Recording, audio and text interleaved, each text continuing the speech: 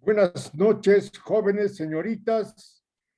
¿Cómo se encuentran después de 2 semanas de vacaciones y antes de participar en la entrada universitaria? ¿Todo bien? ¿O no, no? ¿No Todo están bien, bien? Lice. Ah, qué bien, Emerson. Más o Eso es menos, bueno, Lice. el optimismo del joven.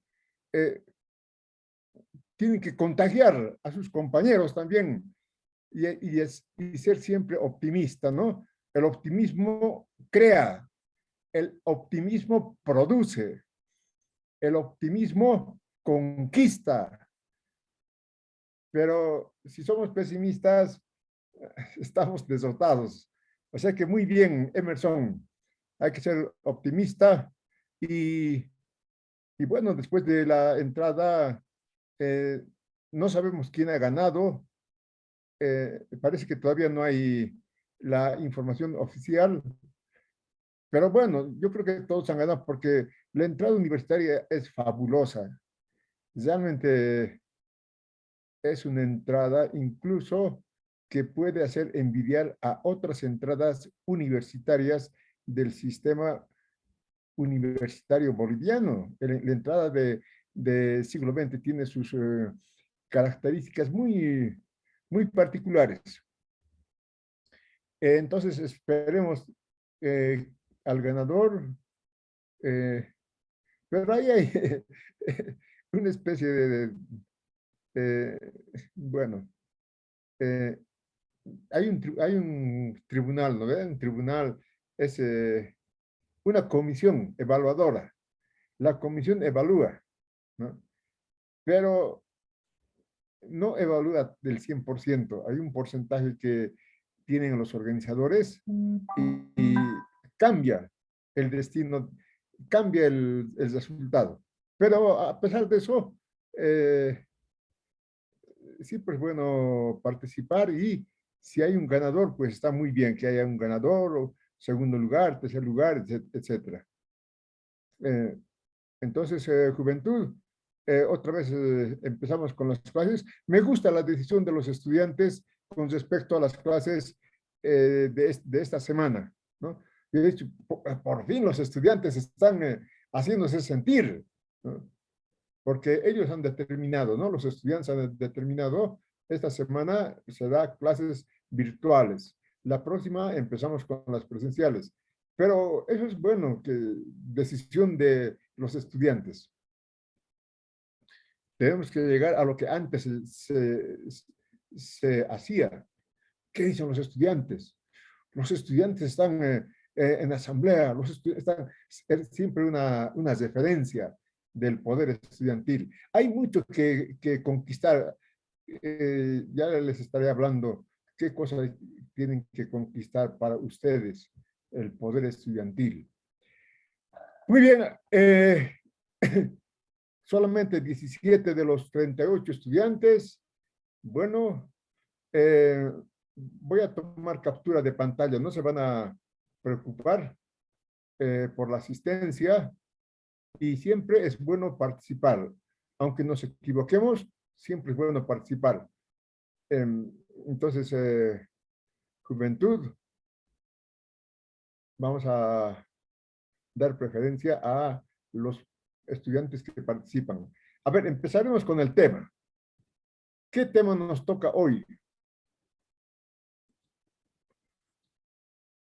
La anterior semana, bueno,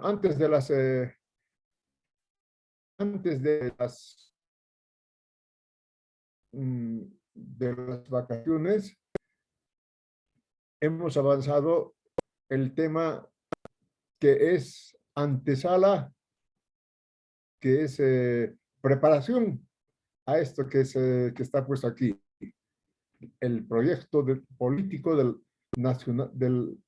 nacionalismo revolucionario, el proyecto político nacional revolucionario, ¿no? ¿Qué hemos estudiado esa última clase? Hemos estudiado el proyecto político de los republicanos. Ahí suceden muchas cosas, por ejemplo, la guerra del Chaco. De la guerra del Chaco regresan los excombatientes de la guerra del Chaco y van a ser ellos los que van a desencadenar la revolución del 52. Pero después de mucho tiempo, ¿no? La guerra del Chaco, ¿cuándo termina? ¿Saben? Tienen que saber fecha de inicio de la guerra y finalización de la guerra. Porque, ¿qué es la guerra? Miren ustedes, ahorita guerra Rusia y Ucrania, ¿no? Todo está subiendo, ¿no? ¿Cómo afecta la guerra? Decisión de matarnos, de matarse, de matarnos. Son decisiones supremas que toman los estados, ¿no? O sea que, ¿cuántas guerras tuvo Bolivia? ¿No? ¿Cuándo empezó la guerra del Pacífico? ¿Por qué? Ya hemos estudiado eso. ¿Por qué la guerra del Pacífico? ¿Qué ha pasado con la guerra del Pacífico? Tenemos que saber, como políticos, lo trascendental de las decisiones del Estado. La guerra del Acre, la guerra del Chaco. Y bueno, ¿no? Y la guerra del Chaco termina en 1935. ¿Y cuándo se produce la Revolución Nacional? En 1952, ¿no? O sea que más o menos 35, 45, 50, casi 20 años, ¿no? Ha tenido que madurar la Revolución del 52 una vez finalizado guerra, la guerra del Chaco. ¿Y por qué la guerra del Chaco? ¿No? ¿Por qué? Eso hemos avanzado. Van a estudiar, ¿no? ¿Qué ha pasado con la guerra del Chaco? ¿Por qué han muerto 60.000 jóvenes? ¿No? Eso dicen los pensadores, ¿no? ¿Por qué van a morir jóvenes si no tienen por qué morir? ¿No? Jóvenes de 17, 18, 19, 20, 25 años muriendo ahí en plena guerra. Y los viejos, ¿no? Felices en sus palacios, declaran la guerra, ¿no? Pero están felices en sus palacios, pero los jóvenes son los que van a matarse, ¿no? Entonces, y los jóvenes no tienen la culpa. ¿Qué culpa puede tener el joven paraguayo o el joven boliviano que se agarran y se matan, ¿no? Es problema de los gobernantes de entonces. Todo eso ya hemos estudiado y ahora vamos a estudiar la Revolución Nacional, que es prácticamente la Revolución Nacional, el inicio, es como la segunda fundación de Bolivia, ¿no? ¿Por qué la segunda fundación de Bolivia? ¿Qué pasaba con Bolivia? ¿Qué estaba haciendo? ¿Cómo era Bolivia entonces, ¿no? Antes de la revolución del 52, ¿no? ¿Quiénes gobernaban, ¿no? Y hemos visto que en el campo, por ejemplo, ¿no? Miren, las comunidades aymaras y quechuas, guaraníes, chiquitanas, ¿no? Estaban sometidas a los señores, a los, como señores feudales. Por eso dice la eh, oligarquía minero-feudal, ¿no? Es ya peor que señores feudales. No, no, ni siquiera me vas a mirar. Mira, no, no le puede mirar, ¿no? Yo soy el dueño de la pieza, me vas a trabajar y gratis. Si no, te voy a botar de mi pieza. Entonces, era lo que dicen los científicos, la agricultura en Bolivia estaba manejado por estos señores hacendados que prácticamente parecían feudales, ¿no? Eh, la nación boliviana, ¿no? Sometida, eh, apenas tenían para comer, si es que había para comer, tenían que ser sirvientes, ¿no? Trabajaban no solamente como siervos, sino que también como sirvientes de los patrones, ¿no? Así era el campo en Bolivia, ¿no? Entonces, no, aquí una pintura, ¿no? El señor, el hacendado en su caballo, pero las naciones quechuas aymaras como si fueran caballos en sus espaldas, transportando los productos que va a entregar al patrón. Así era antes de la revolución del 52 Bolivia, ¿no? ¿Qué, y hemos estudiado las causas, por qué, ¿no? Los patriarcas de la plata son los que, ¿no? Han mantenido esa forma de vida a Bolivia, ¿no? Los mineros, ¿no? Los empresarios mineros. Estuve leyendo estos días la biografía de Patiño, ¿no? Este es Yayagua. Están transportando mineral que va a vender Patiño a, a los mercados exteriores. Entonces, este Patiño era, además de ser sumamente astuto, sumamente corrupto, eh, él se, bueno, amasó una fortuna que de las minas de Bolivia, ¿no? Alcanzan la suma de 500 millones de dólares, ¿no? Sin contar lo que ganaban sus empresas en el extranjero, ¿no? Tenía empresa de empresas, este señor Patiño. Pero ¿qué son esos 500 millones de dólares? ¿No? Todo eso acumulado eh, con la producción de estaño, ¿no? Pero ¿cuál es el valor del estaño? El trabajo de los mineros, ¿no? Esos 500 millones de dólares representa millones de horas de trabajo de los mineros. Entonces, ¿por qué este caballero ha tenido esa libertad, ¿no? Por, eh, ha creado el superestado. ¿Recuerdan el superestado? El superestado minero feudal, ¿no? Estaba por encima del estado boliviano, el superestado de los empresarios, eh, empresarios mineros. Entonces, no nos distraeremos. Así era Bolivia, ¿no? Explotación de grandes riquezas de los trabajadores mineros, ¿no? Que se apropiaba este caballero como si fuera el dueño. ¿Quién es el dueño de las minas? ¿No? Pero entonces, así estaba formada Bolivia, ¿no? Con empresarios hacendados, con empresarios mineros tipo Patiño, Hochschild de Aramayo, los famosos varones del estaño. ¿Qué hacían ellos? Sacaban toda esa riqueza, exportaban al exterior, se quedaban con el valor, con el trabajo de los mineros y se lo llevaban al exterior, ¿no?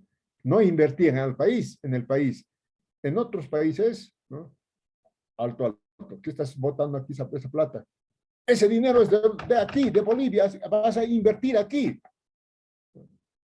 Pero aquí no. Sí, sí, patrón, no, patrón. Sí, esto es mi impuesto. Sí, sí, está bien, ¿no? Cuando defraudaba impuestos como quería, ¿no? Bueno, así era Bolivia, ¿no? Ya no se podía aguantar, ¿no? Esa situación, ¿no? Aquí una pintura que, que es la cultura, ¿no? La cultura expresada en pintura de cómo estaba Bolivia entonces, ¿no? Ya hemos dicho, la guerra del Chaco va a ser el germen de la revolución del 52. Esos excombatientes sabían manejar armas, pero como ellos solos, ¿no? Y después vamos a ver cómo se levantan en armas, ¿no? Entonces, ¿no? De la revolución del 52, justamente la guerra del Chaco, ¿no? ¿Por qué hemos perdido la guerra del Chaco? ¿Qué ha pasado?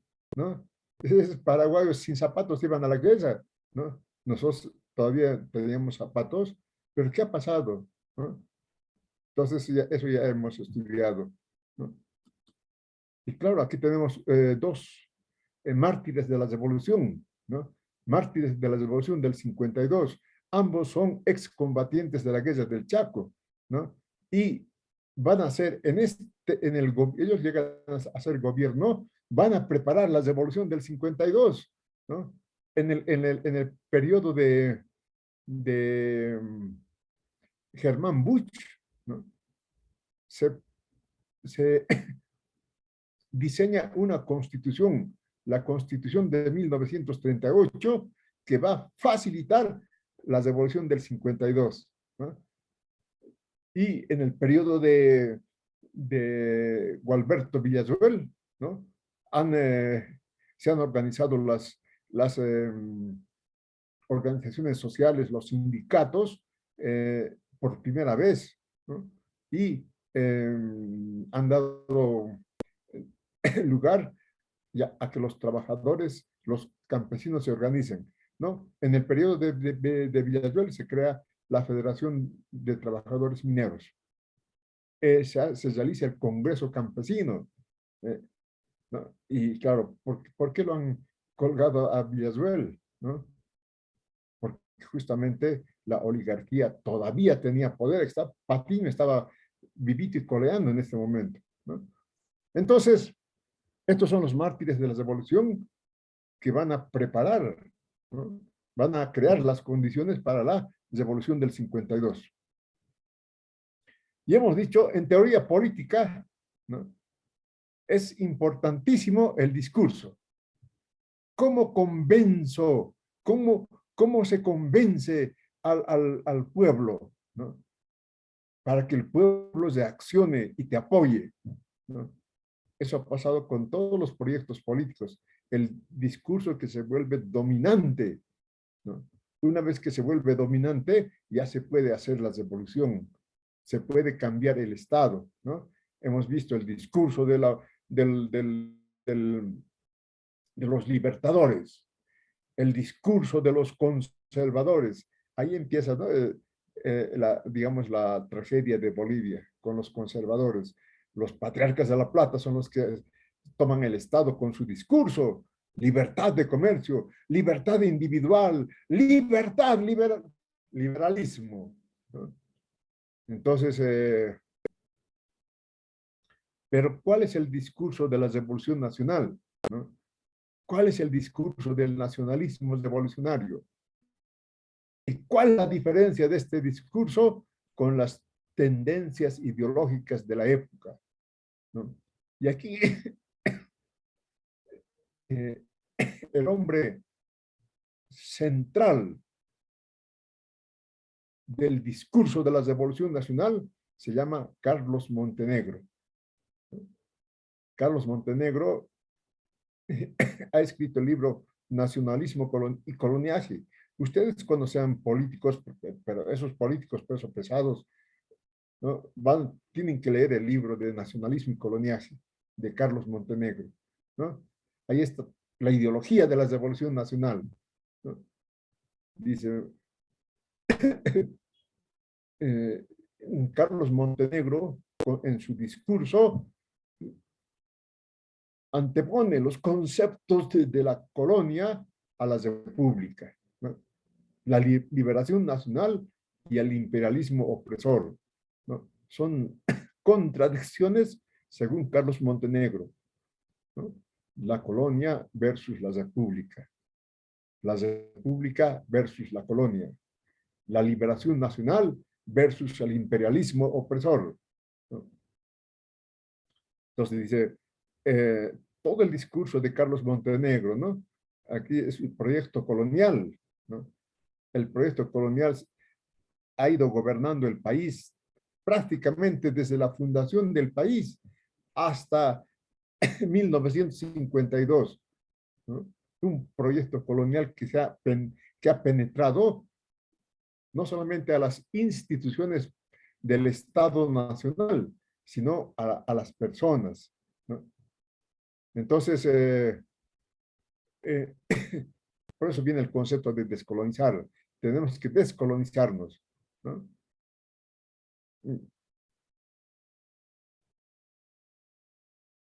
Entonces, el discurso de Carlos Montenegro, ¿no? O la oposición colonia-república. Y dice, ¿cuál es la esencia de Bolivia? ¿No? La, la actitud de los nativos, lo nacional está en los nativos, ¿no?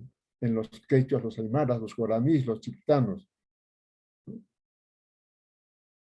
Entonces, ahí profundiza Carlos Montenegro sobre el discurso, ¿no? El discurso, la esencia de la bolivianidad, las naciones originarias. ¿Cuál es la historia de Bolivia? La historia de Bolivia es la lucha entre la colonia y la república, la lucha entre la liberación nacional o el imperialismo opresor. Entonces, Montenegro habla sobre la génesis del nacionalismo revolucionario. ¿Por qué nacionalismo revolucionario? Tenemos que derrotar al colonialismo con el nacionalismo, la nación. Y este nacionalismo tiene que ser revolucionario, no puede ser un nacionalismo que no cambie las estructuras, tiene que cambiar, no puede ser Bolivia como hemos visto, con sus hacendados, sus gamonales, cómo oprimen a las naciones originarias, cómo los empresarios mineros se enriquecen a costa del trabajo de los mineros. Eso, ¿no? Tiene que ser un nacionalismo revolucionario, cambiar esas estructuras, ¿no? Entonces, ¿no? Aquí reitera Carlos Montenegro, ¿no? El origen telúrico de la revolución nacional, los ancestros, ¿no? Que se expresa en lo profundo, en lo interior, en lo endógeno, la comunidad histórica cultural. Entonces, ese es el discurso que se va imponiendo, ¿no? La génesis del nacionalismo. ¿Dónde está, ¿no? La nación? Pues está en Zárate Vilca, por ejemplo, ¿no? Zárate Vilca tenía el proyecto de construir una nación aymara, ¿no? Con los aymaras, ¿no? Eh, el proyecto, esta es la esencia de la bolivianidad, según Carlos Montenegro, ¿no? Lo nativo, lo autóctono, es la esencia de Bolivia. Ustedes han visto los 200 bolivianos que circulan, ¿no? Hay personajes centrales de la historia de Bolivia, ¿no? Está Simón Bolívar, ¿no? Está Tupac Katari y Bartolina Sisa, ¿no? Eh, bueno, yo no les voy a contar la historia de los cataris, ¿no? Pero saben ustedes que no existe un solo boliviano que no tenga en su corazón un catari, ¿no? La esencia de la bolivianidad, ¿no? Entonces, eh, así se va configurando el nacionalismo revolucionario, el discurso del nacionalismo revolucionario. ¿Y cuál es la clase nacional? Para Montenegro, la clase nacional es el movimiento obrero, ¿no?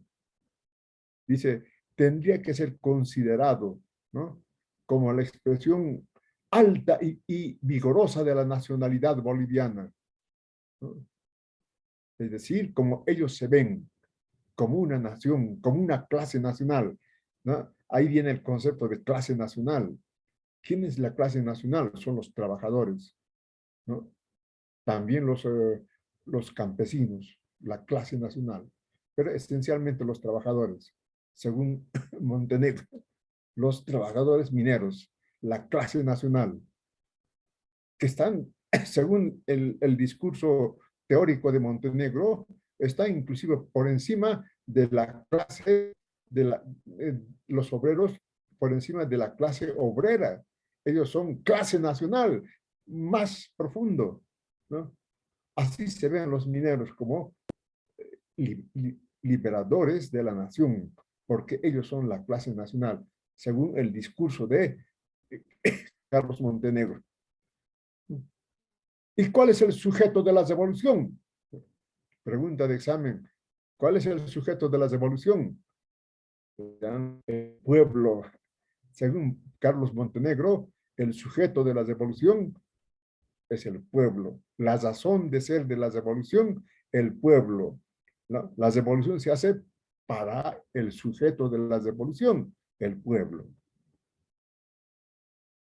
Vean ustedes el discurso prácticamente revolucionario, ¿no? Que va a convencer a, a, a los electores bolivianos, por eso gana las elecciones en medio del poder de los empresarios mineros, de Patiño, de Costa y Aramayo, en medio de esa clase que se va enriqueciendo, el MNZ, ¿no? En ese momento ganan las elecciones con este discurso, el discurso de la revolución nacional. ¿Cuál es la clase nacional? Los trabajadores mineros. ¿Cuál es el sujeto de la revolución? El pueblo, ¿no? ¿Cuál es la esencia de la bolivianidad? Lo nativo, lo autóctono. Esa es la esencia de la bolivianidad, ¿no? Ahí tenemos a los hermanos Katari, a Tupac Katari, a Satevilca, ¿no? El pueblo es el sujeto de la revolución. Para ese sujeto se va a hacer la revolución. Ellos van a hacer la revolución para ellos. Eh, ya había dicho, ¿no? Hablando de Germán Busch, ¿no? Germán Busch. Sería bueno que lean alguna biografía de Germán Busch, ¿no? Eh, para la cultura política de ustedes, ¿no? Germán Busch, el presidente más joven hasta ahora, ¿no? El presidente más joven tenía el grado de teniente coronel, ¿no? Pero héroe de la guerra del Chaco, ¿no? Realmente la historia de Bush es un ejemplo para todo joven, ¿no? Como en plena guerra del Chaco, al ejército boliviano, los paraguayos, les cercaron, ¿no? Varios cercos tuvieron. No les dejaba entrar meter comida, que mueran de hambre, decían los paraguayos, ¿no? Menos meter armas, ¿no? Pero Germán Busch era capaz de burlar ese cerco que hacían los paraguayos y llevaba alimentos a los trabajadores, a los, al ejército boliviano, ¿no? Y, y le pregunta, ¿cómo te librabas de las balas que te apuntaban y te disparaban? Realmente he tenido suerte, decía su humildad, ¿no? He tenido suerte, pero realmente era un, un soldado de esos que quisiéramos tener siempre, ¿no? De esa categoría, eh, Germán Busch. Cuando fue presidente, en 1938, ¿no? Eh, convocó a a una asamblea constituyente, a una asamblea para que diseñe la constitución política, la nueva constitución política del Estado boliviano, ¿no? Vean ustedes, discurso, Estado, ¿no?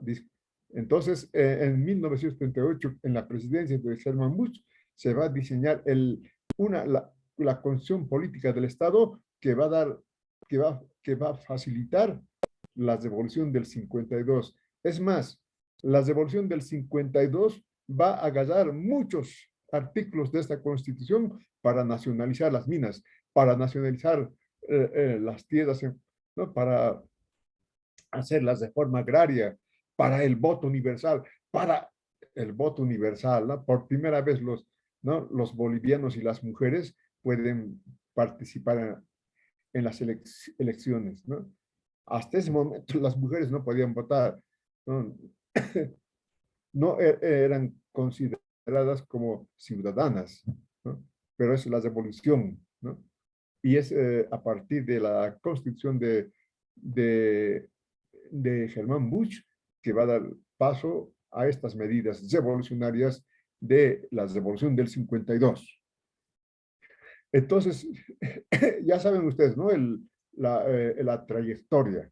Primero el discurso. El discurso se impone, el discurso convence. Entonces, con el discurso que convence, vamos a formar un nuevo Estado, ¿no? El Estado, ¿no?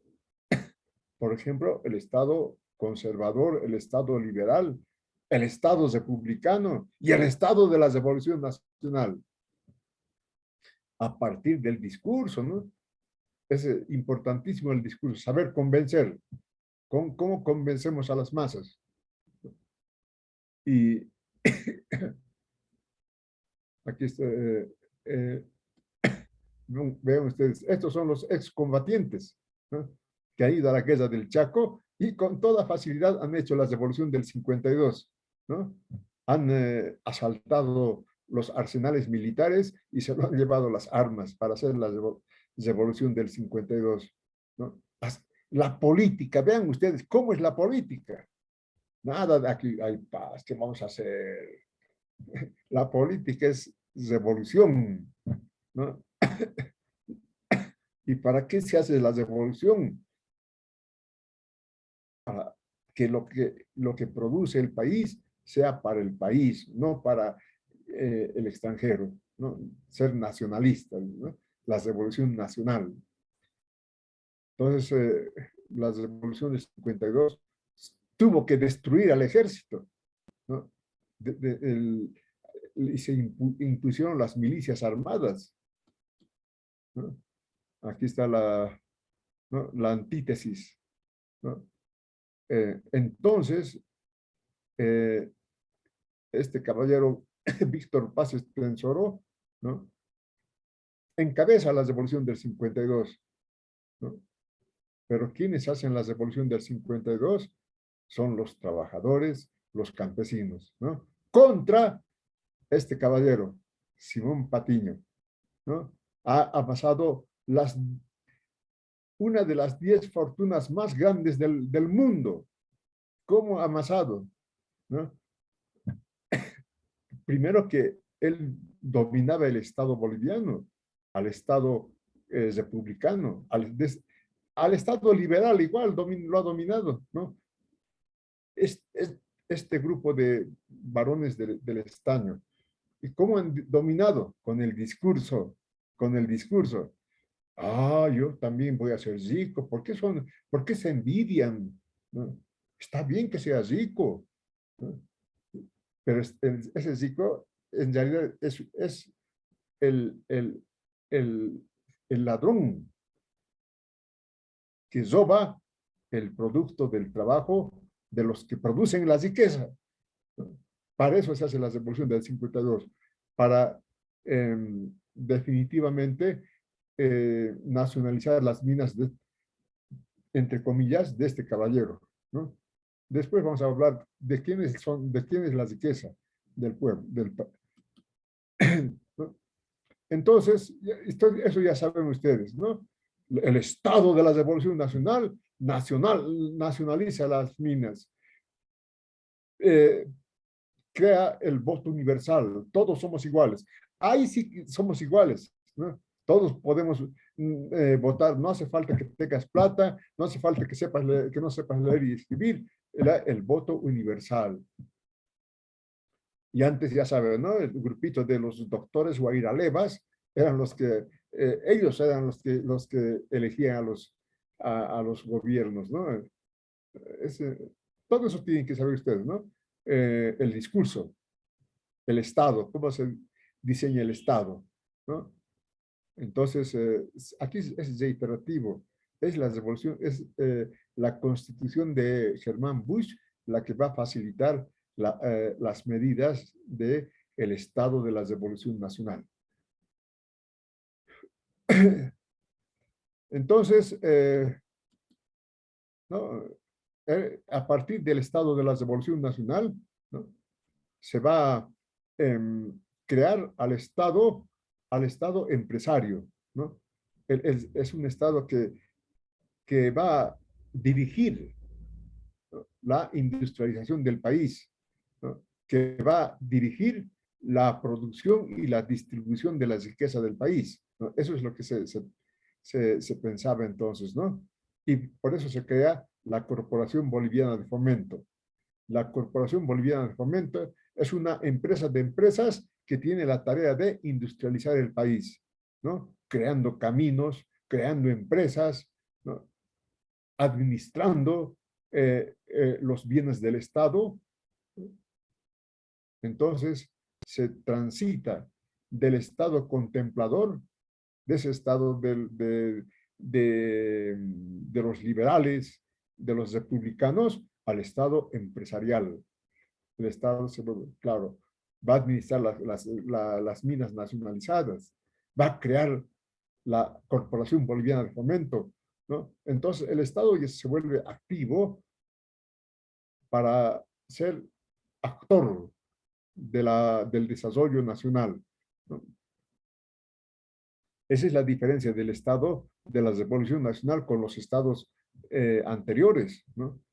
Los estados anteriores eran estados contempladores, que contemplaban, tan sí, señor Patiño, siga nomás, ¿no? Tiene que pagar impuestos, señor Patiño. Aquí está, estoy pagando impuestos. Está bien, señor Patiño. Con el señor Patiño tiene que pagar 10 veces más en impuestos. Pero no, está bien, todo está bien, ¿no? Un Estado contemplador. En cambio, aquí no. El Estado es actor del desarrollo. ¿Qué Patiño ni qué Patiño? ¿No? De, el pueblo, ¿no? Ha derrotado militarmente al ejército boliviano, ¿no? Entonces se crean las milicias armadas, el poder, el pueblo con las armas en manos del pueblo. Entonces ya está aquí, ¿no? La reforma, esto con calmita van a estudiar, la reforma agraria, el voto universal, ¿no? Y después, ¿no? De este periodo de la revolución nacional, ¿no? El, eh, cuando se realizan esas medidas que hemos citado, ¿no? La creación de la Corporación Boliviana de Fomento, el Estado empresarial, la Comibol, yacimientos petroleros fiscales bolivianos, la, todo está en manos del Estado empresarial que se crea con el nacionalismo revolucionario. Después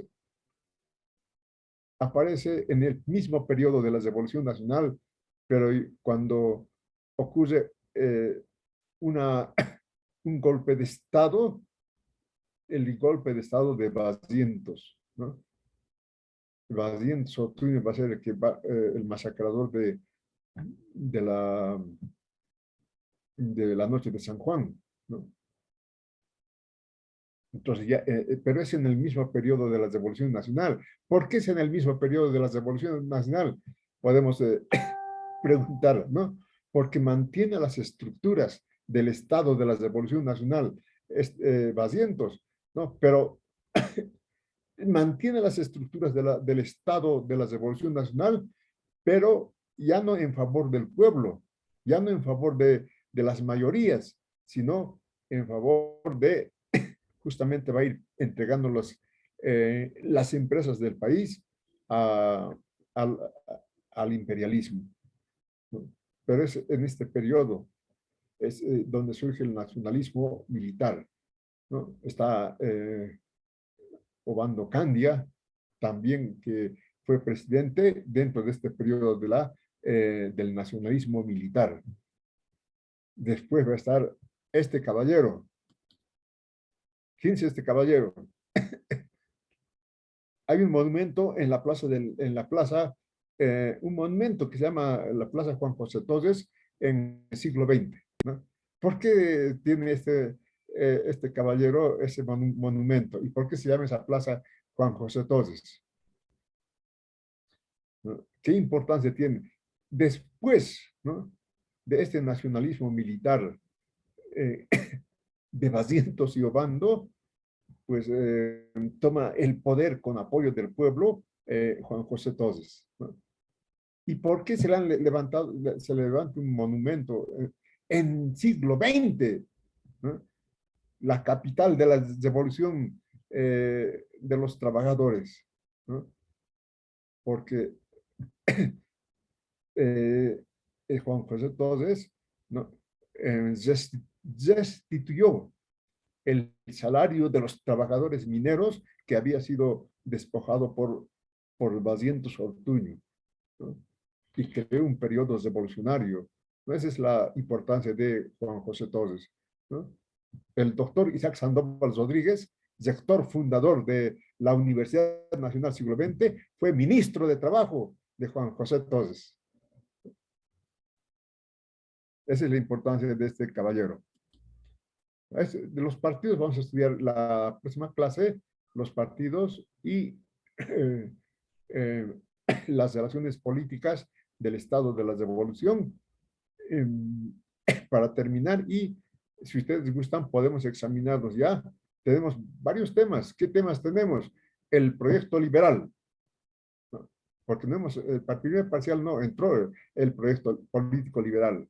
Después está el proyecto político republicano y el proyecto político de la Revolución Nacional.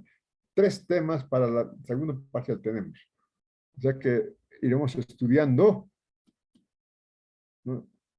Aquí, esto pero va a ser cuando estudiemos a los actores. El principal actor de la revolución del 52, el actor político, ha sido el partido, ¿no? El movimiento nacionalista revolucionario. Hay cosas interesantes, ¿no? ¿Por qué los trabajadores mineros siguen al MNS, ¿no?, teniendo partidos políticos los trabajadores mineros, ¿no? Sus propios partidos tenían? Pero en esta coyuntura hacen la revolución los mineros eh, eh, apoyando al MNS. Eso lo vamos a ver después. Entonces, juventud, ya les he cansado. Eh, no se preocupen, tengo captura de pantalla. 25 estudiantes, aquí me da mucha alegría verles. Eh, y bueno, como siempre, no hay preguntas, ¿no? Pero este periodo es bien interesante. Todo es interesante. Desde Santa Cruz, el mariscal Andrés de Santa Cruz, pasando por Isidoro Belzu, ¿no?, por Agustín Morales, ¿no?, proyectistas del Estado republicano contra los proyectos coloniales. Ahora, con la revolución del 52, se pensó, ¿no?, que hemos destruido el colonialismo, ¿no?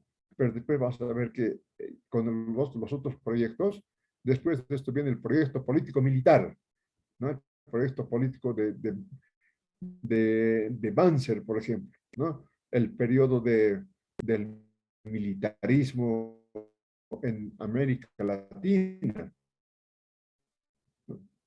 Ahí se hace la ideología colonial, ¿no? Pero así es la historia dinámica. Ya, pero vamos a terminar ya. Después de esto, después del proyecto político de los militares, tenemos el proyecto político neoliberal y entramos ya al proyecto político del MAS. Con eso terminamos los proyectos políticos y vamos a entrar al estudio de la coyuntura política. Vamos a discutir lo que está pasando en este momento en el país y en el mundo. Muy bien, juventud. Como siempre no hay preguntas porque han entendido todo. Y el docente feliz porque han entendido todo. Pero no es esta parte, la política es difícil entenderla, ¿no? Pero esto para ustedes no tiene que ser difícil porque son estudiantes con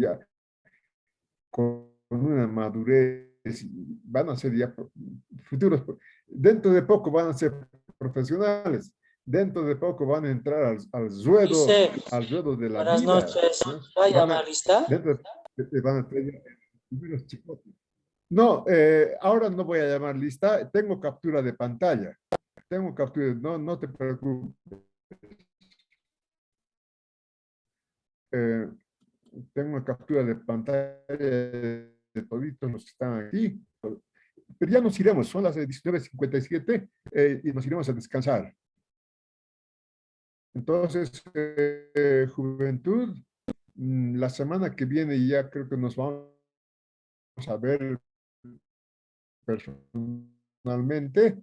Ahora, eso vamos a, yo no sé cómo después en la mañana creo que están, creo que tienen clases teóricas, en la tarde tienen prácticas en el hospital, en la clínica odontológica y bueno, en la noche FPS. Después vamos a discutir todo eso. Pero si gustan, podemos pasar clases presenciales la próxima clase, ¿no? Siempre les pregunto, ¿en qué aula están? No, todavía no estamos en aula, me dicen, pero espero que la próxima ya tengan su aula. Entonces, juventud, no les canso, nos, nos iremos a descansar. Chao, hasta luego. Chao, chao. Hasta luego, licenciado. Hasta luego. Hasta luego, Lice. Hasta luego, Licen. Alex, hasta luego. Hasta luego, señorita. Hasta luego. Chao, chao. Hasta luego, Lice. Hasta Chao, Jessica. luego. Chao, chao. Chao, chao.